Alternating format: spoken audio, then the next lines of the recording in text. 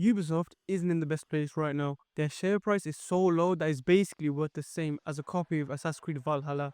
But the real question is, where did it all go wrong? Well, ladies and gentlemen, I think I have the game that could bring Ubisoft back into the conversation. Watch Dogs 3. Or is it Watch Dogs 4? Either way, I've been playing the first Watch Dogs for the past 2 weeks, and honestly, this game is still something else. So why is Watch Dogs 1 one of the most overlooked Ubisoft games? And more importantly, does this series still have a future? So when Watch Dogs 1 launched in 2014, it had a really rough start. And yeah, I get it, Ubisoft kinda did this to themselves. That E3 2012 reveal trailer showed a game that looked insanely good. The lighting, the reflections, the world itself was next level. But when the final version dropped, it was noticeably downgraded.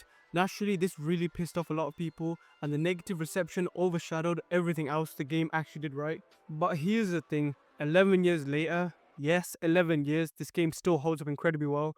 When you look at the other games from 2014, like Dark Souls 2, Infamous Second Son, and that one South Park game. Don't worry, this doesn't affect combat, just every other aspect of your whole life.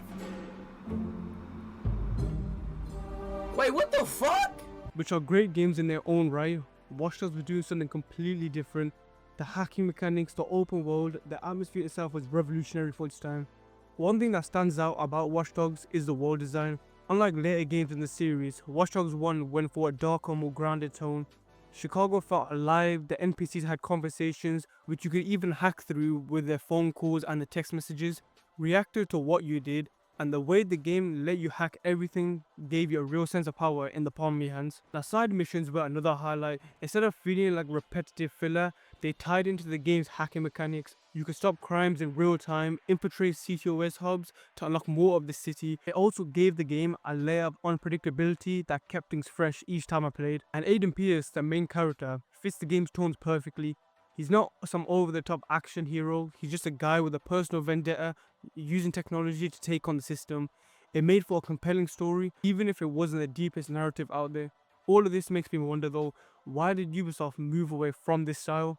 Now I know what you're thinking, would Watch Dogs 3 or 4 really fix Ubisoft's reputation? Well, maybe. Right now, Ubisoft is banking on Assassin's Creed Shadows to bring them back. After so many rushed unfinished games, Shadows actually looks promising, but the weird thing is, even though it's not even out, it's already seen a ton of hate for it across social media, and that's Ubisoft's own fault. Years of half-baked releases and microtransactions and live service disasters have made people lose trust in the company. Even when they've done something promising, people are still skeptical. But here's the thing, if Assassin's Creed Shadows does bring Ubisoft back, who's to say that they couldn't make a great Watch Dogs game sequel? They just need to go back to the roots of what made the first game great. But let's be honest, Watch Dogs Legion was a mess. The play as anyone mechanic sounded cool on paper, but in reality it just made the story feel soulless. There was no real main character, no personal stakes. It felt like a gimmick rather than an actual improvement to the series. If Ubisoft ever makes another Watch Dogs, they need to focus on strong storytelling, hacking mechanics, and a compelling open world, not gimmicks that might or might not work. So if Ubisoft did make a new Watch Dogs game, where would it actually take place? Personally, I think a modern Japanese setting would be insane. Imagine a cyberpunk-inspired Tokyo where hacking blends with high-tech urban environments. It would fit perfectly with the series themes of surveillance, AI, and government overreach. But then again, there's one problem. Ubisoft is already doing Japan with Assassin's Creed Shadows. Would they really do 2 back-to-back Japanese settings? With the media attention they're getting? I doubt it. Unfortunately, it seems like Ubisoft has given up on Watch Dogs as a series after Legion's flop. I've heard reports that they're not planning a sequel or a reboot anytime soon, and honestly, that's not the greatest news. The first game was ahead of its time, the second game fixed a lot of the problems people had, and then Legion kinda happened and went.